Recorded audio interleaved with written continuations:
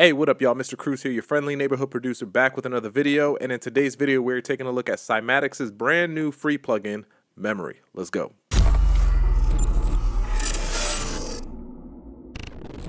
So Memory is pretty much a chorus plugin, or it's emulating the chorus effect. What we have here, I love this, that like Cymatics, when they have their stuff is super simple. Like I love that it's super simple because like I like for the interface to like know and understand exactly what each knob or what each parameter does just by looking at it. And they always do a really good job with like how their interfaces look. Like the stuff is aesthetically pleasing. Like it's not just good enough that it sounds good, but Cymatics makes it look good. So much love. All right, but let's get into this really quick. So Memory is a brand new free chorus-esque type of plugin or a modulation type of plugin. What it does is we're going to be running it through a signal here, and this is the string loop that I'm using right now. Let's make sure that we have this disabled. All right, so that we can see what the strings sound like just by themselves.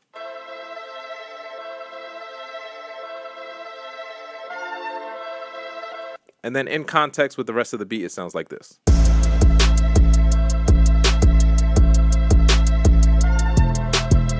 So what we're going to do is we're going to solo our string loop, and then we're going to crank this on. So as you can see here, we have a little visualizer that shows us what the signal is actually doing. And since it's moving up and down, that's pretty much it randomizing the pitch of our sound or our audio signal that's going through it. Also, let me just say that like, I love when plugins, like you see how I'm hovering over this, and then here at the bottom, it shows you, it gives you a description of what that parameter or what that visualizer is representing. So like that makes things so much easier. Like I love it. All right, so to kick things off, we have our depth knob. So this will show us, watch, when I crank it higher, you're gonna see these waves jump a lot more in frequency, right? The range between the lowest and the highest, the lowest valley and the highest peak is gonna be very, very drastic. But then when I crank it down to 0, you're pretty much just going to get a straight line because it's not going to affect the pitch at all. And then our rate knob here is going to control how often those peaks and valleys occur. So at 50% it's going to be, pretty wide. If we crank it up to 100, we're going to see it happening a lot more frequently, right? So we see it passing by at a faster rate. When we click double, what this will do is this will enable the signal to be doubled, and this kind of creates a stereo effect. And usually with a chorus effect, what's really happening is that we're modulating the signals, but we're pretty much duplicating the signals, and then we're offsetting one just a smidge so that it makes it sound a lot wider. I know it's probably like more complicated than you want to hear, but that's what this does. So it's pretty neat that this kind of has this in here. And then our filter and then our sensitivity. So this is the cool thing here is that our sensitivity, what this actually does is it shows us where our resonance is going to be taking place. So like which part of the frequency is going to be affected the most by the chorus effect. And then our filter allows us to just apply a filter. And then you could change this right now. It's by default it's set to a low pass filter, but we can enable it to a high pass as well. And then you can add a little bit of noise because chorus effects are usually really good when you're trying to like make lo-fi sounds or you're trying to make like lo-fi beats. But it also helps whenever you want a sound to sound like very grainy, very old, very warped and distorted. So adding a little bit of noise kind of automatically does that. And then you have a couple of faders here in terms of like, mixing your input and your output, and then smoothing. So smoothing, we're going to crank it all the way down to 0, right? Because I want to be able to hear, I want to be able to notice what this plugin is doing to my sound. All right, so let's go ahead and crank it on. Like with all this janked up stuff that we just did with the settings, let's crank it on right now and let's see how it sounds.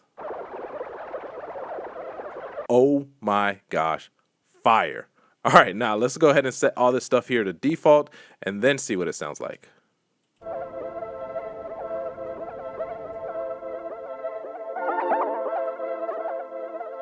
All right, let's crank our depth down, and then the rate a lot further down. And then let's put our filter all the way up.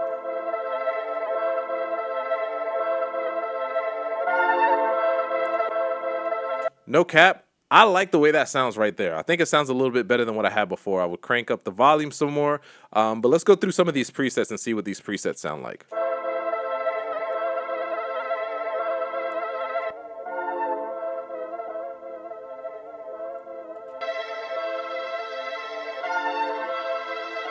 I'm going to turn this on and off to see the difference in how it sounds.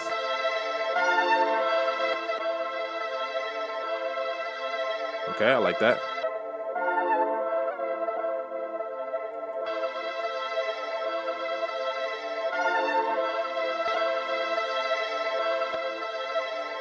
I'm not hearing too much of a difference here on this kaleidoscope preset, but still, it's dope.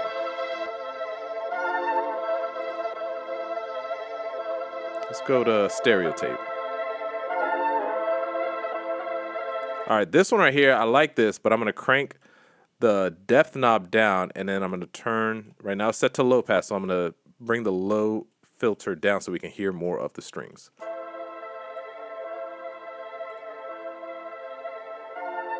And then turn the input up some.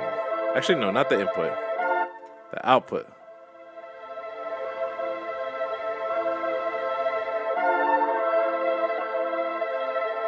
Let's hear that in context.